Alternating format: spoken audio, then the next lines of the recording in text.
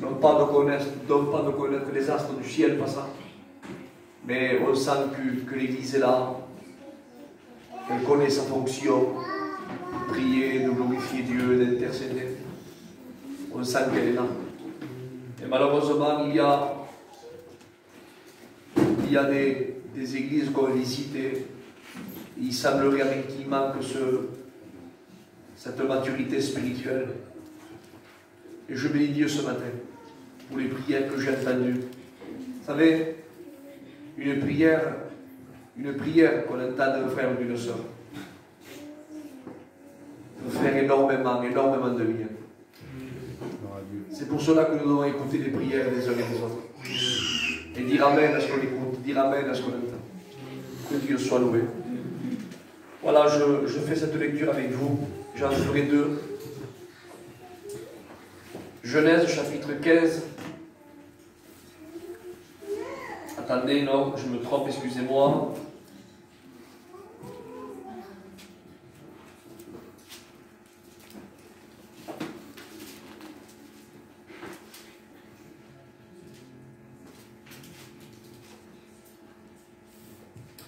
Chapitre 16, pardon. Si vous pouvez mettre le micro à peine le plus fort, j'ai un petit moment à la réponse. À peine un peu plus, merci. Je ne veux pas non plus déranger le livre. Voilà écoutez ce que dit la parole de Dieu. Genèse chapitre 16. Sarai, femme d'Abraham, ne lui avait point donné d'enfant. Verset 2. Et Sarah dit à Abraham, écoutez ceci s'il vous plaît. Verset 2. Sarah dit à Abraham.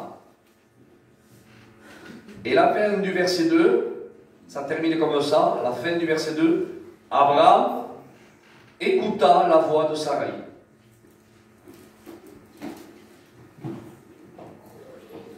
Et je voudrais que vous prêtiez attention à ces quelques mots. Vous direz Isaac, c'est pas grand chose ça. Il semble que c'est pas grand chose. Et vous savez, quand on détourne l'oreille de Dieu, et qu'on prête l'oreille à une autre voix, et surtout qu'on l'écoute de celle de Dieu, mais il y a des conséquences qui s'engendrent. Jésus a dit dans Jean 10, il dit, mes brebis connaissent ma voix. Amen, et elles me suivent. Alléluia. Pourtant, quand vous lisez le chapitre 12, et on va le lire ensemble, il dit ceci, l'Éternel dit à Abraham. Là, c'est plus Sarah qui dit. Là, c'est l'Éternel qui dit à Abraham, va-t'en de ton pays, de ta patrie, de la maison de ton père. Il dit, je ferai de toi une grande nation, je te bénirai, je rendrai ton nom grand et tu seras une source de bénédiction. Et le texte commence comme ça, l'Éternel dit à Abraham. Amen. Regardez le chapitre 16. Ce qu'on vient de lire là au verset 2. Ce n'est plus l'Éternel dit, c'est Sarai qui dit à Abraham. Ce n'est plus l'Éternel. C'est Sarai dit à Abraham. Qu'elle parle. Elle a le droit de parler. Mais Abraham n'avait pas le droit de l'écouter. Est-ce que vous comprenez ça? Comme Adam n'avait pas le droit d'écouter Ève. C'est pour cela que quand Dieu fait une réprimande, la première réprimande, Dieu lui dit à Adam. Non pas Ève. Mais Adam, où étais-tu? Je me suis caché. Et vous connaissez ce que Dieu lui dit. As-tu mangé la femme que tu m'as donnée? Mais moi je parle avec toi. C'est avec toi que j'ai parlé, moi. Et Abraham, Dieu lui parle à lui. Il lui a dit que Dieu le bénirait, qu'il le rendrait père d'une multitude, que son nom serait grand, que les nations seront bénies en lui, qu'il maudirait celui qui le maudira et qu'il bénirait celui qui le bénirait. Dieu avait parlé à Abraham. Et Abraham part. dans la Mésopotamie, il part, il chemine, père de la foi. Et entre le départ et l'arrivée, il se passe beaucoup d'eau sous le pont et beaucoup d'années. Parce que quand Abraham part, il a à peu près 75 ans, dit la Bible. Mais quand j'ai fait un calcul, au chapitre 16, Abraham, il doit avoir à peu près 85 ans. Donc voyez-vous, il s'est passé quand même 10 ans. 10 ans, c'est pas 3 mois. Et 10 ans après, Sarah lui parle. Et Abraham écoute.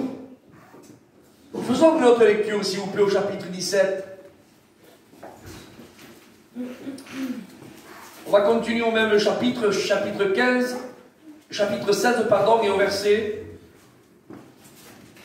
15. Genèse 16, 15.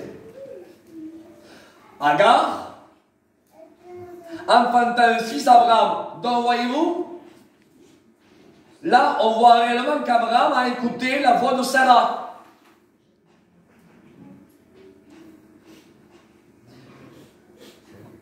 Et lui donna le nom d'Ismaël, fils d'Agar. Et il lui dit, et Abraham était âgé de 86 ans lorsqu'Agar enfanta Ismaël à Abraham. Abraham était âgé de 86 ans lorsque Agar enfanta Ismaël à Abraham. Et maintenant, écoutez le chapitre 17. Donc, quand vous regardez vos Bibles, du verset 16 de Genèse 16 à Genèse 17, quand vous lisez, il y a... Mais il ne faut même pas tourner une page. C'est juste en bas. C'est-à-dire qu'il y a peut-être 2 cm qui séparent l'un et l'autre avec la lecture de ce que je vous ai lu et ce que je vais vous dire maintenant. Le chapitre 17 dit ceci. Lorsqu'Abraham fut âgé de 99 ans, je voudrais que vous compreniez bien. Merci. Regardez, je vous montre ma Bible, moi. Voyez?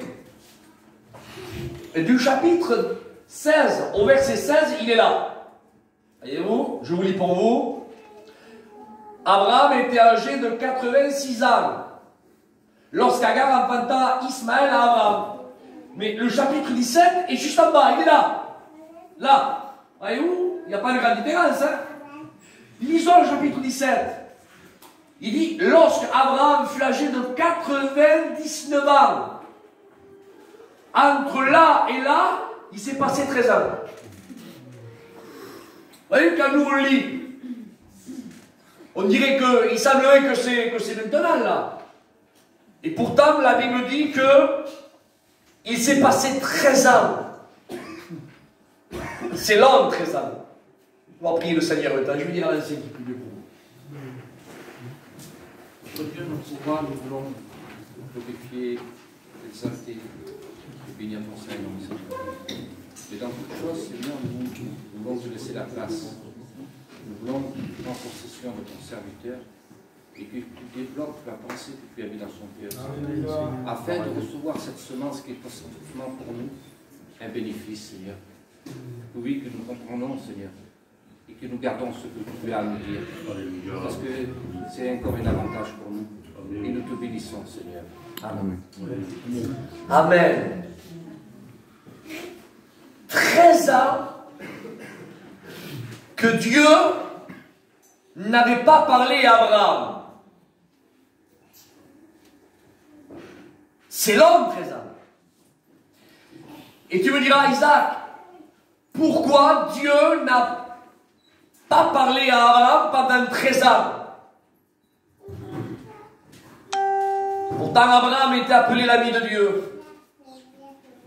C'est Jacques, même le frère du Seigneur dans la chair, dans son épître, qui va même le relater.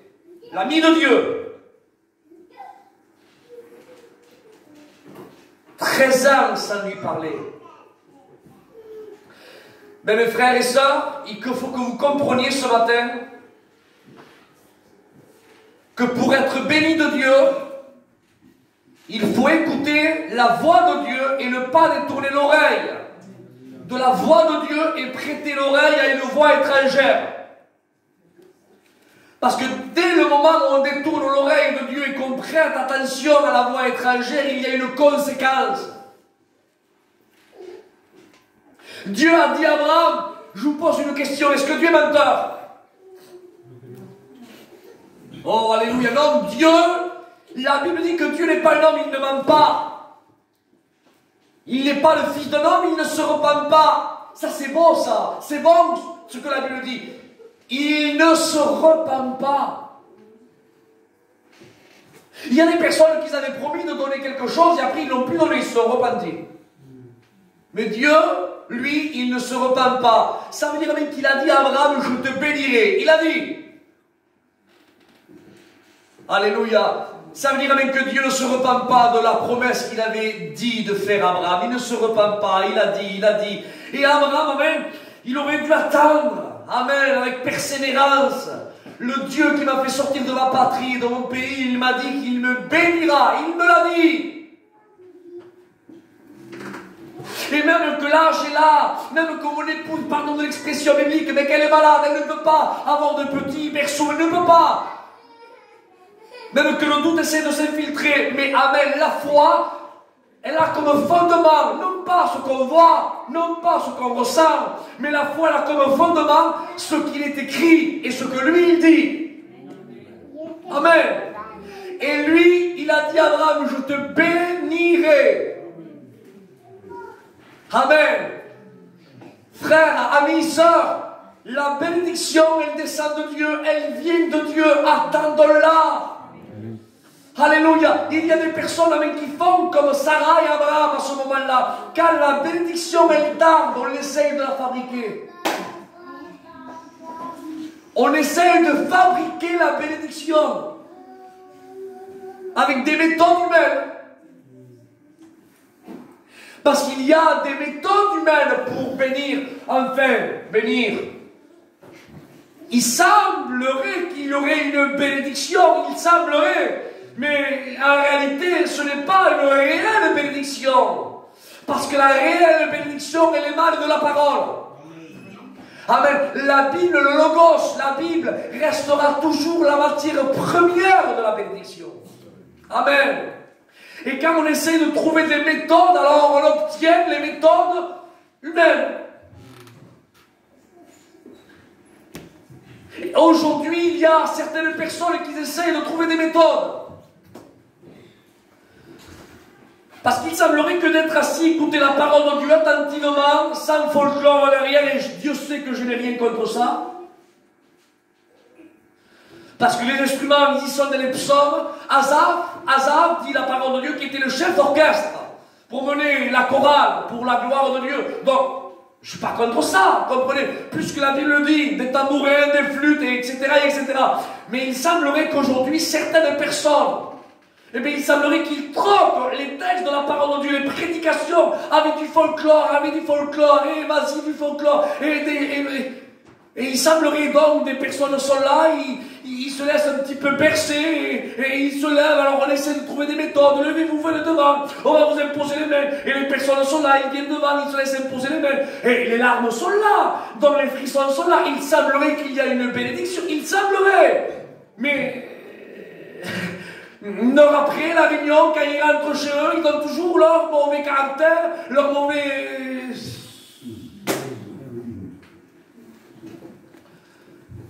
Et pourtant, il semblait avoir. Et c'est ce que Sarah, a proposé à Abraham. Il dit, Abraham, tu sais bien que je suis malade, et c'est pas, de toute façon, c'est pareil. C'est ma servante à moi, c'est pareil. Et Abraham, la Bible dit, il écouta la voix de Sarah. Et parce qu'il écouta la voix de Sarah, le texte dit, écoutez bien, que Dieu est resté muet pendant 13 ans. Je voudrais continuer à lire le chapitre 17, s'il vous plaît, parce que nous avons le Dieu de la deuxième chance. Ah, je vous le redis amen parce que je veux l'amen après ça. Nous avons le Dieu de la deuxième chance. Amen. Alléluia. Écoutez ce que dit le chapitre 17. Au verset 2, non, on va lire le verset premier, on va lire entier. Il dit, lorsqu'Abraham fut âgé de 99 ans, il dit, l'Éternel a apparu à Abraham. Amen. Il a apparu à Abraham de nouveau, que Dieu soit béni. Et vous savez comment il s'est présenté devant lui? Écoutez ce que dit la Bible. Il dit, je suis le Dieu Tout-Puissant. Amen. Alléluia. En quelques mots, il est en train de véhiculer un message à Abraham. Il est en train de dire, Abraham, tu as écouté la voix de Sarah, qu'elle t'a dit qu'elle était malade et avancée à l'âge. Tu as essayé de trouver une autre méthode. Tu l'as écouté. Mais Abraham, je suis le Dieu Tout-Puissant. Alléluia. Tout-puissant. Ça veut dire qu'il n'y a pas de limite à mon omnipotence. L'omnipotence fait partie, amen, des attributs de la nature divine de Dieu. Je suis El Shaddai, le Dieu Tout-Puissant. Il appelle les choses qui n'existent pas et elles apparaissent. Il est le Dieu Tout-Puissant. Et écoutez ce qu'il lui dit. Imaginez Abraham en train d'écouter, ça faisait 13 ans que Dieu ne lui avait pas parlé. Et l'Éternel lui dit, Abraham, je suis le Dieu Tout-Puissant. Imaginez, et Abraham écoute. Il dit, marche devant ma face et toi, sois intègre. Marche devant ma face et sois intègre. Alléluia. Et moi, je te dis, arrêtons d'écouter. Marchons. Marchons, mes frères et sœurs, marchons, soyons intègres dans la parole de Dieu. Marchons, amen, soyons intègres. Et le texte continue en disant ceci. J'établirai mon alliance entre moi et toi, je te multiplierai à l'extrême. Ah bah, c'est merveilleux ça, hein. Il dit, marche dans ma face, sois intègre, il dit, et je te multiplierai à l'extrême. Et Abraham comprend le message de Dieu. Et vous savez ce que fait Abraham? Il dit, il fait ceci. Et Abraham tomba face contre terre. Écoutez, c'est important ça. Vous croyez que Dieu a soufflé comme font certains en Espagne? Ils tombent à la renverse? Non, non, Dieu n'a pas soufflé. Mais l'autorité de la parole était là. Il dit, marche dans ma face, sois intègre, je suis le Dieu Tout-Puissant. Et quand Abraham comprend le message divin, la Bible dit que Abraham se jeta face contre terre. Et le fait de se jeter face contre terre, c'était un signe significatif en disant, ce que tu me proposes, je l'accepte. Parce qu'à l'époque du proche du Moyen-Orient, quand les hommes se jetaient face contre terre, c'était un signe de vénération, d'adoration et d'acceptation. Rappelez-vous, quand on a porté l'arche de l'Alliance, qu'on l'a mis dans le camp des Philistins, dans le temple de Dagon, la Bible dit que le lendemain, ils ont vu la statue de Dagon se prosterner face contre terre devant l'arche. Le message que les Philistins ont compris à travers ça, c'était ceci.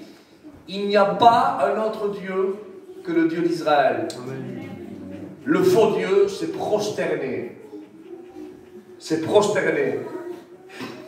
Rappelez-vous quand Goliath, amen, a été vaincu par la main de David, mais bien sûr à travers le Tout-Puissant. La Bible dit que la pierre, elle s'est enfoncée où? Dans le front. Lisez la Bible, il est tombé face contre terre. Et c'est pas normal. Parce que si une pierre percute le front, on doit tomber en arrière. C'est normal. Oui ou non? Mais là non, la pierre percute le front et Goliath tombe face contre terre. Alléluia. Et c'était en train de, rappelez-vous ce qu'a dit David. Il dit, quel est cet incirconcis qui ose défier l'armée du Dieu vivant? Alléluia. Vivant. Et le fait, amen, que la pierre a percuté le front et que Goliath est tombé face contre terre, ah sûrement, c'est moi qui le dis ça. Je ne fais pas une doctrine, un enseignement, mais sûrement qu'il y a une main invisible, amen, qui a tapé Goliath par derrière à un seul fin, qui se prosterne devant le véritable Dieu d'Israël. Parce que la logique, pourquoi tu dis ça, Isaac? C'est pas écrit dans la Bible. Il y a des logiques. Des logiques. quand Jésus a marché sur les eaux, ou soit le sol est devenu comme du ciment, ou soit Jésus est devenu comme une plume. Après, on rentre dans le domaine de l'impossible, et ça c'est le domaine de Dieu aussi. J'y rentre pas non plus, est-ce que vous comprenez? Mais si je rentre dans une logique humaine avec mes pensées à moi, la logique voudrait avec qu'il y a ou soit un souffle divin qui a soufflé derrière le regard, ou soit une main invisible qui l'a ballotté à un seul fin qui tombe face contre terre. Parce que la pierre a percuté le front. Après, il y a la logique de Dieu, et ça, j'y rentre pas. C'est pas mon domaine à moi, est-ce que vous comprenez? Tout ça pour dire avant qu'Abraham est tombé face contre terre, il était en train de dire j'accepte ce que tu me dis, j'accepte d'écouter ta voix, j'accepte qu'il n'y a pas un autre Dieu que toi, je te vénère, oui je t'adore, oui je me plie ma volonté à la tienne. Écoutez ce que dit la Bible. Et une fois qu'Abraham s'est jeté face contre terre, alors Dieu continue à parler. J'établirai mon alliance entre moi et toi, je te multiplierai à l'extrême, et Abraham tomba sur sa face. Donc ça veut dire que Dieu attend si Abraham accepte le propos que Dieu lui propose, oui ou non? Si Abraham ne se jette pas face contre terre, ça veut dire que Dieu n'aurait pas continué à parler, puisque tu n'acceptes pas le contrat. Mais Abraham, si tu acceptes le contrat, et le fait de se prosterner, c'était accepter, acceptation. J'accepte. Et comme Abraham a accepté, alors Dieu continue. Et il lui dit, voici mon alliance que je fais avec toi, au verset 4. Tu deviendras père d'une multitude de nations, on ne t'appellera plus Abraham, mais ton nom sera Abraham. Et nous, ça veut pas dire grand chose pour nous, Abraham, mais croyez-moi, il y a une grande signification dans la parole de Dieu, et je voudrais vous dire, pas vous tenir très longtemps, mais vous dire seulement ceci. Dieu lui change son nom au verset 4. À quel moment Dieu lui change son nom? Une fois qu'Abraham s'est jeté face contre terre, qu'il a accepté. Avant d'accepter, Dieu ne change pas son nom. Il s'appelle Abraham. A-B-R-A-M. Abraham. Mais une fois que Dieu lui a dit, marche dans ma face, sois intègre, je te bénirai, je suis le Dieu tout-puissant, en quelques mots. Tu as écouté la voix de Sarai, mais ne le refais plus. Sois intègre, écoute ma voix, suis-moi moi. Je te bénirai, je te multiplierai. Et Abraham, quand il écoute, il accepte. Et quand il accepte, alors Dieu intervient, il lui dit, alors à ce moment-là, maintenant, ton nom ne sera plus Abraham, mais ton nom sera Abraham. Et tu me diras, ça veut dire quoi, Isaac? Eh bien, il y a une lettre qui change. C'est le H. Au chapitre 16, Abraham, le H n'y est pas dans le nom. Au chapitre 17, quand Abraham se prosterne et qu'il accepte le contrat de Dieu, le H vient se mettre au nom, au milieu du nom d'Abraham. C'est plus A-B-R-A-M, mais il y a le H-A-M. Ah, c'est plus Abraham, mais c'est Abraham. Et pourquoi il y a Abraham? Parce que ce qui fait la différence entre le Abraham et Abraham, ah ben c'est une lettre, c'est la lettre H. Le H n'y est pas avant. C'est après que le H est venu, qu'une fois qu'Abraham s'est prosterné face contre terre, c'est là que le H vient s'établir au milieu du nom. Et tu me diras, Isaac, ça veut dire quoi ça? Vous savez que le mot H en hébreu c'est la lettre esprit. Et vous savez que la nature de Dieu, il dit que Dieu est esprit. Ça veut dire même qu'avant qu'Abraham accepte le deal de Dieu, il avait le H à côté de lui. Et il y a des personnes comme ça, qui ont le H à côté de leur vie. Alléluia, mais ceux qui se prosternent devant Dieu, qui acceptent de marcher devant la face de Dieu, d'être intègres. Alléluia, alors ils n'ont plus le H à côté de leur vie, ils ont le H au milieu de leur vie. Alléluia. Je vous ai dit que hier, Dieu, Jésus, il ne peut pas occuper une autre place que celle du milieu. Je vous ai dit, amen, que le tabernacle était au milieu des 12 tribus d'Israël. Amen. Que Jésus, dans l'Apocalypse, il est au milieu des 7 chandeliers d'or. Alléluia. Amen. Je vous ai dit, amen, que Jésus, il était entre 2 brigands. Amen. Le milieu, c'est sa place. Amen. Je comprends pourquoi le H ne se met pas avant le nom ou après le nom. Non, il se met au milieu du nom d'Abraham. Au milieu, au centre du nom d'Abraham. Parce que le mot, la lettre H, c'est la lettre de Dieu. Esprit. Dieu est esprit. Il se met au milieu du nom. Alléluia. Que Dieu soit béni. Et permettez-moi de vous dire quelque chose à approfondir maintenant. Quand le H est au milieu d'une vie, d'un cœur, il y a un fruit qui sort. Et tu me diras, Isaac, quand le H n'y est pas dans une vie, est-ce qu'il y a un fruit aussi? Oui, il y en a un. Alléluia. Amen. Amen. Et tu me diras, quels sont les fruits? Attendez, récapitulons. Je pose la question à votre serviteur. C'est bien au chapitre 17, au verset 4, que Dieu a changé le nom d'Abraham. Et ça qui, enfin? Ça veut dire même qu'au chapitre 16, le H n'y est pas. Est-ce que vous comprenez? Et est-ce qu'Abraham, sans le H au milieu de sa vie, a eu un fruit? Oui. Il a eu Ismaël. Et ceux qui vivent une vie chrétienne avec des méthodes humaines, sans le H dans leur vie, ils ont un fruit, oui, mais c'est un fruit des Ismaélites, le fruit d'Ismaël qui sort. Et c'est quoi le fruit d'Ismaël? C'est les querelles, c'est la jalousie, c'est les animosités, c'est l'envie, c'est l'ivrognerie, c'est les bagarres, c'est la jalousie. Et la liste est longue. C'est le fruit d'Ismaël, ça. Par contre, quand il y a un chrétien ou une chrétienne, amen, qu'il a accepté, amen, de laisser le H à sa place, c'est-à-dire au milieu de sa vie, alors lui aussi il a un fruit.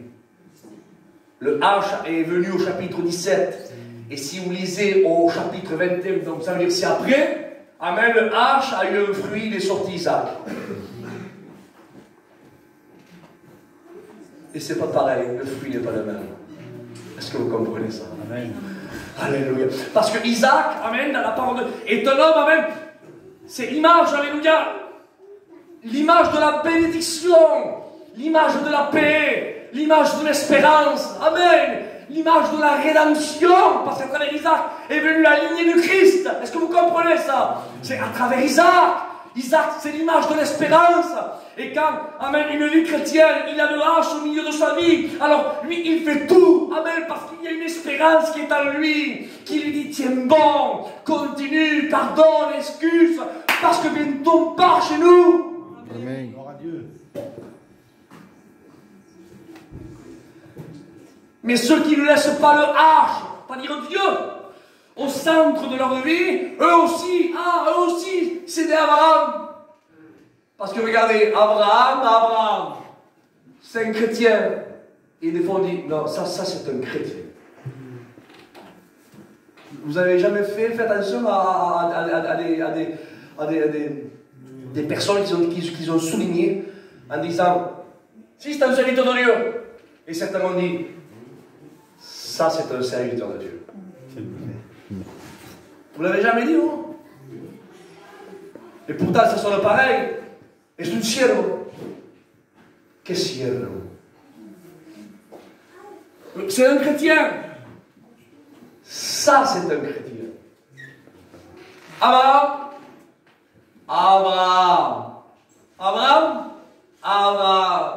Vous savez, la consonance, pratiquement, nous les digitants, on ne fait pas trop attention aux fortes orthographes. Même à ce qu'on entend, Abraham, on ne fait pas attention, nous. C'est comme mon nom, Isaac. Certains l'écrivent avec un A, mais normalement ça fait deux A. On dit Isaac, mais nous, on est des rabouins, donc nous, on ne fait pas attention. Mais il y a quelque chose qui ne trompe pas. C'est le fruit. Même qu'on ne fait pas attention aux consonances, même qu'on ne fait pas attention à ce qu'on entend, Abraham, Isaac. Mais il y a quelque chose qui est trop flagrant. C'est le fruit. Le fruit est là. Le fruit est là d'Abraham. Et le fruit est là aussi d'Abraham. Alléluia. Et est-ce que vous savez, écoutez ce que je vous dis, que la descendance d'Abraham avec la descendance d'Abraham, ils sont continuellement en guerre. Est-ce que vous le savez ça? Est-ce que vous savez que le conflit palestinien-israélo-arabe, ça dure depuis là. Depuis l'époque biblique. Ça n'a jamais cessé. Jamais cessé. Des frères, jamais cessé. Jamais cessé. Toujours en querelle. Vous savez que ceux qui font les plus grands problèmes à l'église, je vais vous choquer, vous l'aurez, vous tapez. Ceux qui font les véritables problèmes à l'église, ce ne sont pas les païens, ce n'est pas les Philistins, parce que les Philistins, au nom de l'Éternel des armées, avec une pierre, les détruit. Mais ceux qui ont été engendrés par les Abraham, qui se disent soi-disant Abraham, chrétien, pasteur, c'est pareil, c'est pas... Oui, ça sonne pareil, mais c'est le fruit qui n'est pas pareil. Et ceux qui ont été engendrés par les Abraham, ça le hache. Ah, c'est presque pareil. Ils sont passés par les eaux du baptême, ils ont la Bible. Ah, certains prêchent et tout. Mais le fruit sort. Le fruit des querelles, le fruit des divisions, le fruit des animosités, le fruit des critiques, le fruit des... Et la liste est longue, je ne veux pas être maladroit ce matin. Et c'est cela ce qui persécute les enfants d'Abraham. C'est les Ismaël qui persécutent les Isaac. Jésus n'a jamais dit, écoutez ce que je dis, Jésus n'a jamais dit aux Romains, pourquoi me persécutez-vous? Mais par contre, il a dit à un Saul de Tarse, Saul, pourquoi me persécutes-tu? Ceux qui persécutent les fils d'Abraham, ce sont ceux qui ont été engendrés par Abraham, ça le hache. C'est-à-dire qu'ils sont venus ici, ils ont levé la main, ils ont répondu à peine, mais ils n'ont jamais été engendrés par le H, c'est-à-dire par l'eau et l'esprit. Il n'y a jamais eu de nouvelle naissance, donc ils sont passés par les eaux du baptême. Tout était au rendez-vous, les gâteaux, la chorale, les témoignages, les photos pour Villemère, tout était là. Mais après, le fruit est sorti. Parce que le fruit sort. Parce que l'enfant grandit. Et quand l'enfant vient au monde, voilà, mais c'est quand il grandit que les problèmes il y a. Il dit petit, c'est aussi gras. Donc quand il lève la main et qu'il passe par là, c'est tout nouveau, tout beau, mais après, c'est après que le fruit sort. Et c'est là où on voit si réellement il a été engendré avec le H, c'est-à-dire par l'eau, amen, l'eau et l'esprit, c'est-à-dire s'il est réellement né de nouveau. Amen, parce que l'homme qui est né de l'esprit, c'est l'homme de nouveau. C'est celui qui a été engendré, amen, par l'eau et la parole. Mes frères et sœurs, celui qui a été engendré par l'homme, par Abraham, ça le hache, mais avec Abraham, avec le hache.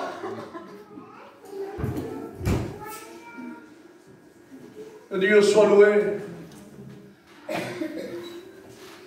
Jésus a dit, en parlant, alors je spiritualise ce matin, comprenez, hein?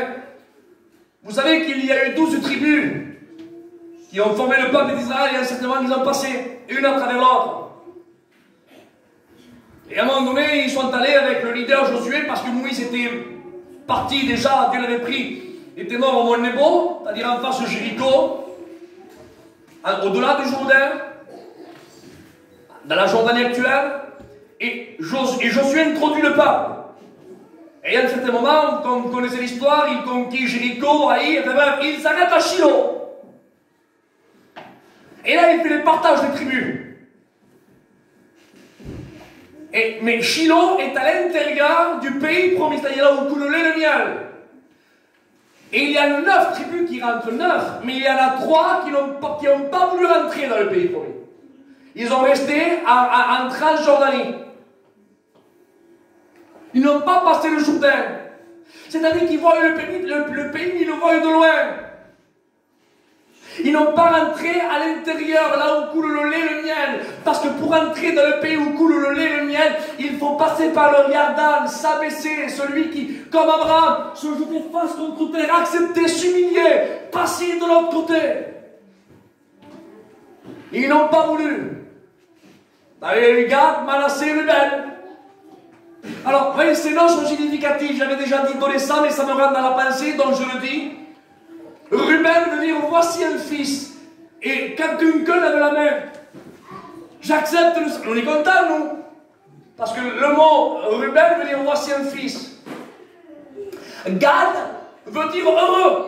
Est-ce qu'il y a un fils qui lève sa main? Que font certains? Il y a eu deux mains qui sont levées. Donc ça met, on est heureux. Et la troisième tribu qui est restée là-bas, c'était Manassé. Et Manassé veut dire celui qui oublie. Oubliez quoi? Oubliez de mettre la parole de Dieu en pratique, oubliez de s'abaisser, oubliez de passer le Jourdain, de rentrer là-bas. Et ils ont resté dans un territoire. Ça y est, je levais ma main, ça y est, je passais par les eaux du baptême, ça y est, je suis un Gad, et mon père, non, je suis un Ruben, je suis un fils, un chrétien de l'église, ou à l'évangélique et lumière, voilà. Et en plus, j'ai réjoui ma famille se sont devenus des Gads. Ils sont heureux. Oui, mais Dieu dit maintenant, il faut que tu passes à travers Manassé, parce que Manassé veut dire celui qui oublie. N'oublie pas. Passe de l'autre côté. Et ils ont voulu rester là, dans ce territoire-là. Et vous savez comment on a appelé ce territoire? On a appelé ce territoire Bassan.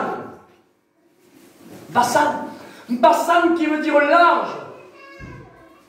Rappelez-vous ce qu'a dit Jésus dans le psaume 22. Il dit les taureaux de... Regardez. Les taureaux de Bassan m'environnent. Une bande de scélérats est là autour de moi. Ça veut dire que ceux qui persécutent Jésus, c'est les taureaux de Bassan. Soi-disant ceux qui ont passé par les eaux du baptême, soi-disant ceux qui ont réjoui leur cœur de la famille parce qu'ils sont convertis dans les heureux, parce qu'ils ont adhéré à un certain mouvement. Ils ont occupé une certaine chaise et ils sont même inscrits dans le livre des comptes pour payer leurs cotisations. Mais réellement, ce sont des Manassés. Ils ont oublié de mettre en pratique la parole de Dieu. Ils vivent un évangile extra large. Un évangile light.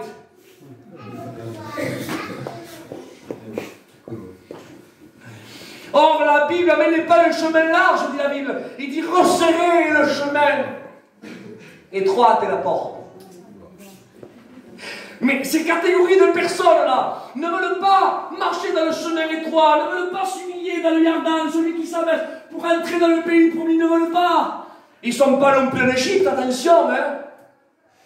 Pardon de l'expression, ils ne boivent pas, ils ne fument pas, c'est vrai, ils ne se droguent pas, ils ne sont pas là-bas, hein. Mais ils ne sont pas non plus dans le pays promis. Ils sont au milieu.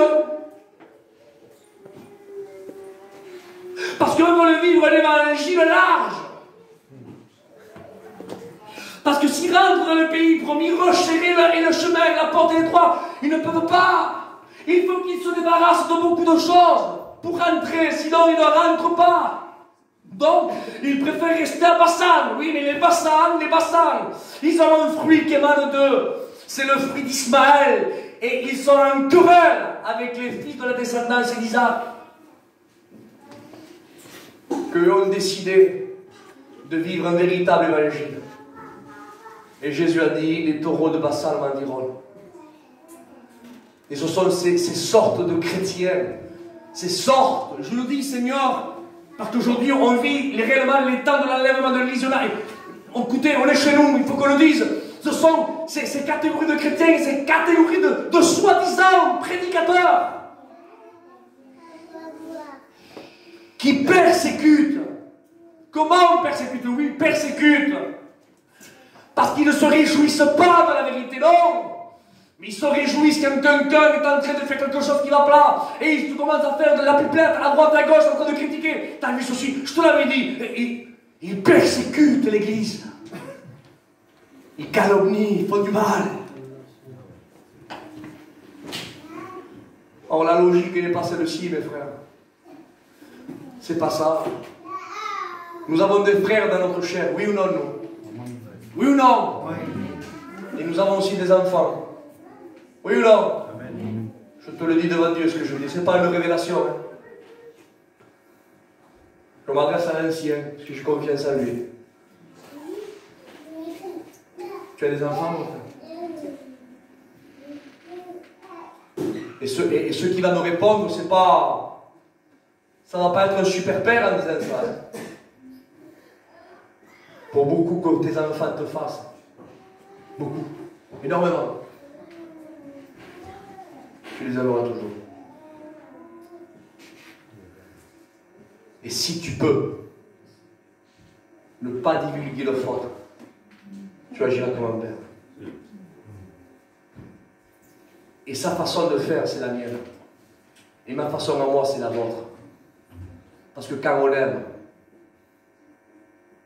on fait tout pour protéger. Oui ou non? Mais quand on n'aime pas, on envoie des SMS, des téléphones. Je ne critique pas, mais il paraît que tu as vu. Mais si c'est ton frère dans la chair, ta soeur, ta fille, ton fils, bien au contraire, tu es un couvercle pour eux. Ne le dis pas. À quoi ça va servir? Qu'est-ce qu'il fait? Bastante tiene. Là déjà c'est le problème. À quoi ça sert? Mais en réalité, c'est pas que tu caches le péché. Je dis pas ça, je parle à la chair. C'est l'amour qui te fait agir comme ça. Parce que tu veux pas élargir la blessure que ton bien-aimé a déjà. Est-ce que vous comprenez?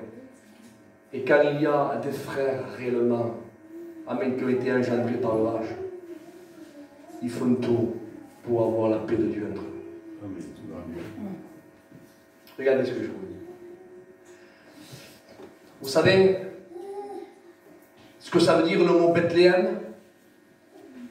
Le mot Bethléem, il est composé de deux mots en hébreu. Beth, c'est maison. Et Lechem, c'est le pain. Beth-Lechem, maison du pain. Bethléem est juste à côté de Jérusalem.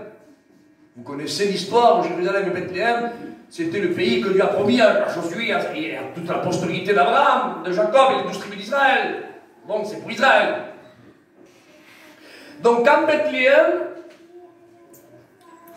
était gouverné par le peuple juif, le juif c'est la descendance d'Isaac. Donc eux, descendants d'Isaac, Isaac est né avec le H d'Abraham, donc, récapitulons, quand eux sont propriétaires de tout le pays d'Israël, donc Bethléem était sous leur domination à eux. Rappelez-vous qu'à Bethléem, c'était la terre de Boaz, la terre de Ruth après, de Omer, d'Isaïe, de David, rappelez-vous. Donc ça appartenait aux Juifs, descendants d'Isaac, Isaac est né avec le H. Donc Bethléem, maison de paix. Aujourd'hui, Bethléem s'appelle toujours Bethléem. Mais aujourd'hui, Bethléem est assujetti par les Palestiniens. Les Palestiniens ne sont pas la descendance d'Isaac. Les Palestiniens, c'est la descendance d'Ismaël. Tout le peuple arabe, d'ailleurs. Et aujourd'hui, les Palestiniens, ça s'appelle toujours Bethléem.